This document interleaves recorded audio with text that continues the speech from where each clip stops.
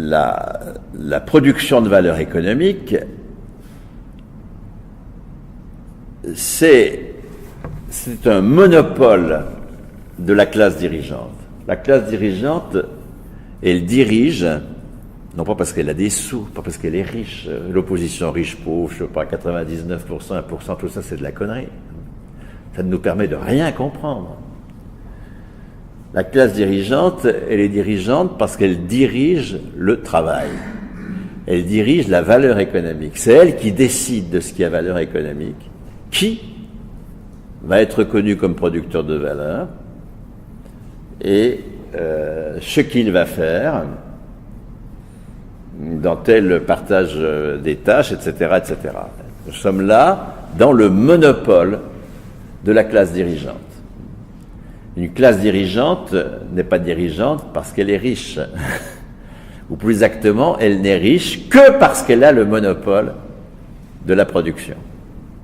Au cœur de la lutte de classe, il n'y a pas l'argent, il n'y a pas la création monétaire, il n'y a pas tout ce qu'on nous raconte aujourd'hui. Il faut prendre le pouvoir sur l'argent, sur la création monétaire, si on veut sortir du capitalisme. C'est de la connerie. On ne sort d'un mode de production qu'en prenant le pouvoir sur le travail. Et par travail, il faut entendre la production de valeur économique.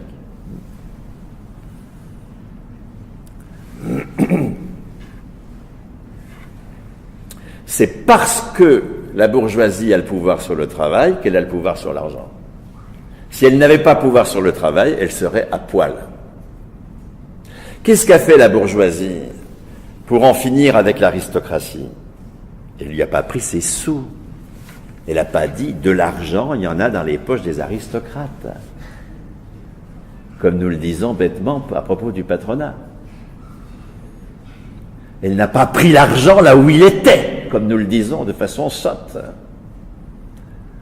Sinon, elle aurait mieux réparti la valeur féodale et on serait toujours dans la féodalité. Elle aurait fait de la justice fiscale.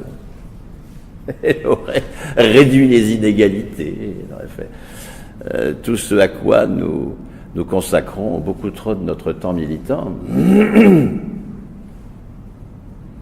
n'a pas fait ça du tout. Non seulement elle n'a pas pris des sous dans la poche des aristocrates, mais elle leur a versé un impôt. Elle a reconnu leurs caractéristiques de dirigeants par des sous. Et c'est comme ça qu'elle les a battus. C'est-à-dire, elle leur a versé l'impôt et en disant, et leur a dit, je t'ai versé l'impôt, je t'emmerde. Je ne bosse plus pour toi. Je ne consacre plus 3 jours de ma semaine à la corvée. C'est ça la sortie du servage. C'est pas le fait de piquer des sous aux aristocrates. C'est de ne plus travailler pour eux. À partir de ce moment-là, les aristocrates se révèlent pour ce qu'ils sont, rien du tout. Puisqu'ils n'existent que par leur capacité à organiser le travail d'autrui.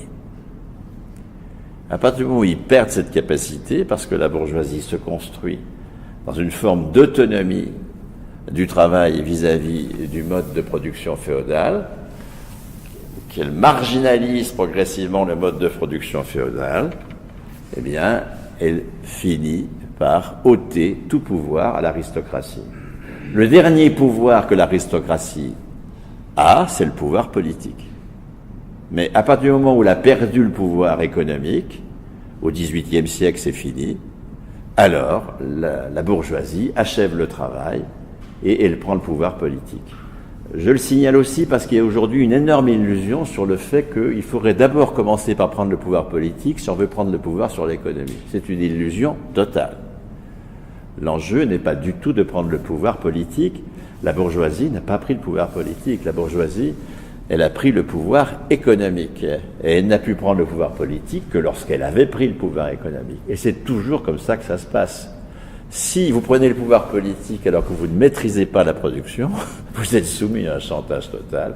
Il n'y a pas besoin de la troïka. Le premier capitaliste venu vous fait plier, puisque c'est lui qui tient la production.